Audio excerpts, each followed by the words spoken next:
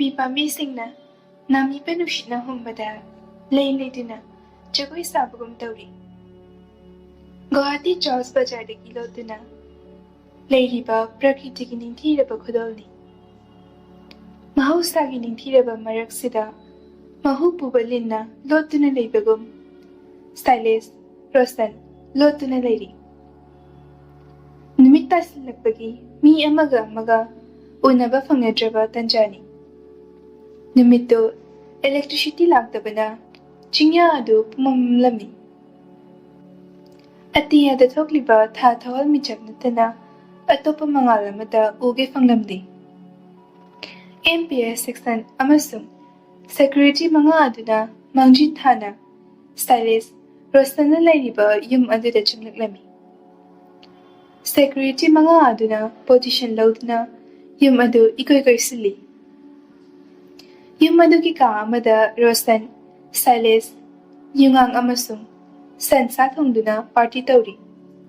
Rostan, bro, ngarang ay ki kumlin manglanda ibani siya. Turil mapanda bayi ay dura layribi. Kariba thoklagadaba. Stylist, Inaw Rosan, nang bu manggabang busang bibo.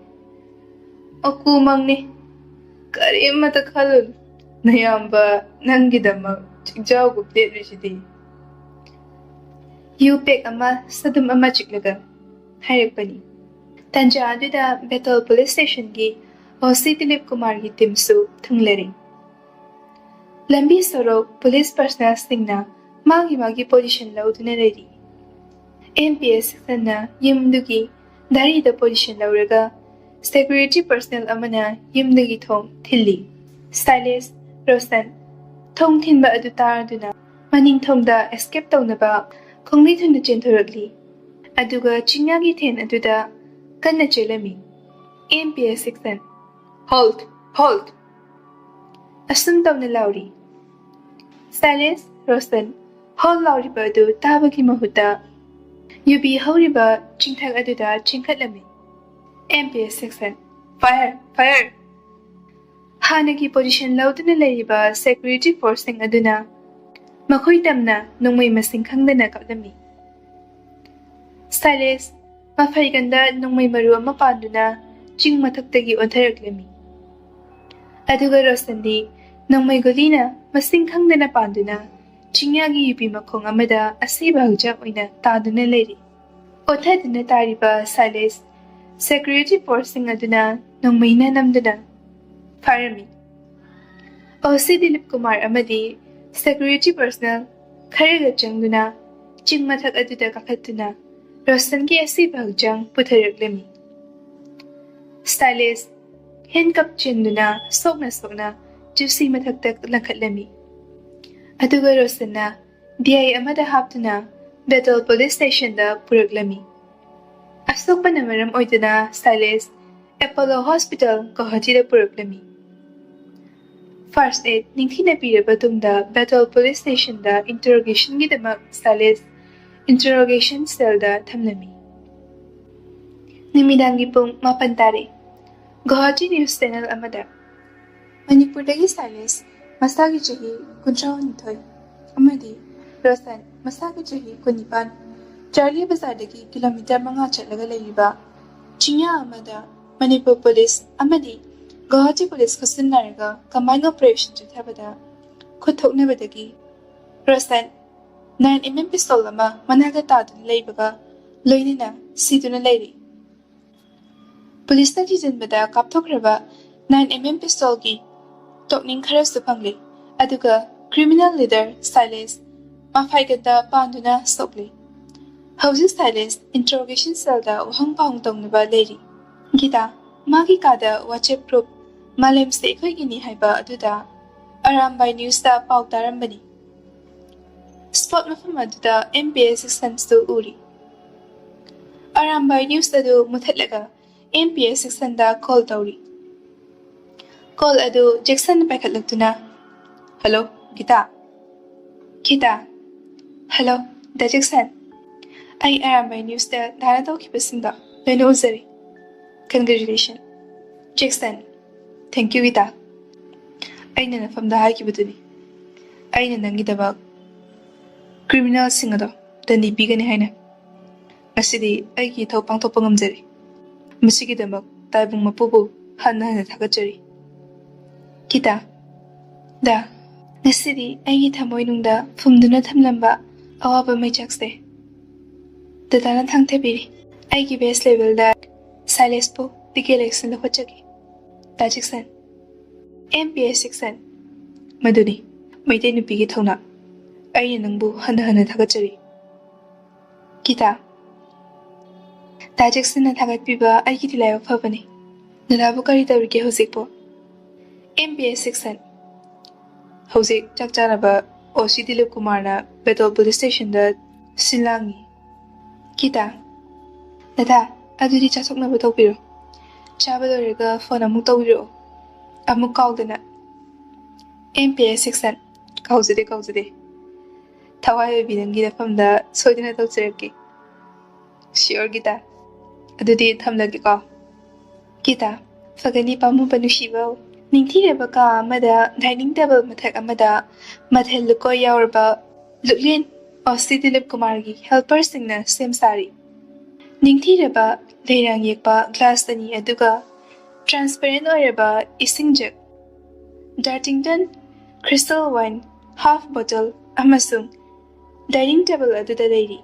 Dining table aduda leiriba sa thongbagi manam aduna ka adu sinthungna santokli. Oshi Dilip Kumar. Suggestion. Everything is ready. Let us take our dinner. MPS section. Okay, I am ready.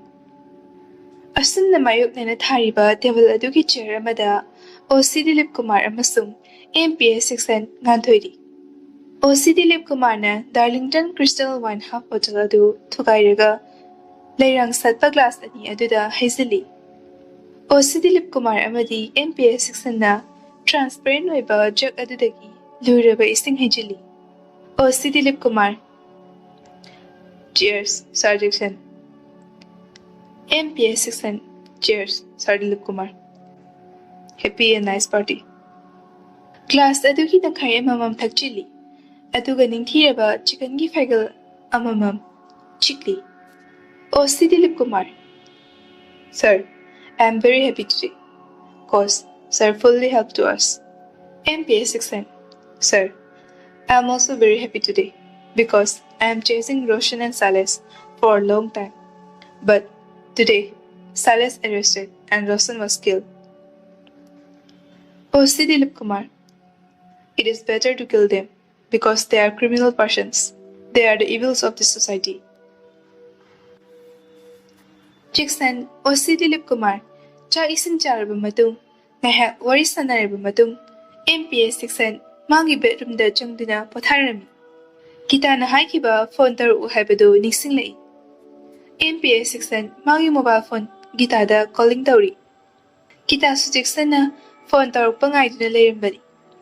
Numidangi pung 10 makai tari. Lakliba mobile ring adu paikhatladuna. Gita. Hello, ta Jackson. Chabalorabo. Jackson. Loijare. Nangdi kari mathal charaba. Gita. Ta Jackson. Ngaga hawai chaka. Daradi kai chage. Jackson. Asidi mit tawbre. Ado achikpasida idom laibasibu nungaibro. Gita. Adudi yamna hawkrani. Kari haini. Dadana inakta lingdana leiraga nungshi wari saraga leirabadi ahi thamoisna penchagadabani. Ado dada ayu ninglaktra. Kari nimita halakani. Jackson. Nanakta lengmana leibadudi fangdre. Ado aikhoy nigishu matam nashiragle. Mathangi nimita halakani. Hayengdi Silaska interrogation chatharaga magi criminal file sembatare. Gita. Okay. Dada. Thengli. Tumna batawbiro. Aisu tumnagi. Good night. Jackson. Sweet dream. Mathangi nimitni Betul Police Station. Interrogation cell. Silas. Oshi Dilip Kumar. amasung MPS section-na wahang pahong chethari. Stylist, oidaba kaya harjin ba tawbadagi third degree method sizinaduna wahang hangli. Stylist police ki interrogation cell duda asing mo wafam pumnamak yazarami. Stylist, achumbani. Sir, Kalimay Mandir da chahi tara nipan ki nupi macha ama hat kibado. Ay isamak na ni. Hingnaba hotnabada magi mapot maral munnaba hotnabada thawdoada thawkibani. MPS section na pariba number 9 gi lichay adu nakalli. Karigi nangna Guwahati da mirot ani leiriba. Achumba hayo. Stylist, ay achumba hayo jagi. Fubadadi tawbigado. Aina kitabu faraga aigi nupi oinaba hotnakibani. Aigi naurti aigi follower ni. Mahakti maraliti sir. MPS section. Hawjiti kari thogle. Maralay zadraba Roshan. Polisi kuta thawai thakre. San nasibagi managda lepdurabadi masana persang botabadi. Osi Dilip Kumar na Silas ki statement singadu JM da islili. MPS section. Sir Dilip Kumar. Masana maralya zarabani na Silas Manipurda pubayani ko. Osi Dilip Kumar. Okay sir. Pamhum to pachira Manipur government ki court na Pearson. Nimidang wayam gi pung mariram tari. Jackson amadi magi security personnel mga aduga na Guwahati Fancy Bazaar da Firol khara laina ba marketing chatli. Firol Singhi showroom ni. Ningthira ba lay machu ki salwar machu amadi nuktayana ba khudai. Jackson gi ningtham thaki jacket jean pen khara layraga amuk Battle Police Station Guwahati da halaklani. Stylist Indigo flight da MPS section amasung personal mga galoy na Imphal Bir Transit Airport da ayuki pung mapanda thunglari.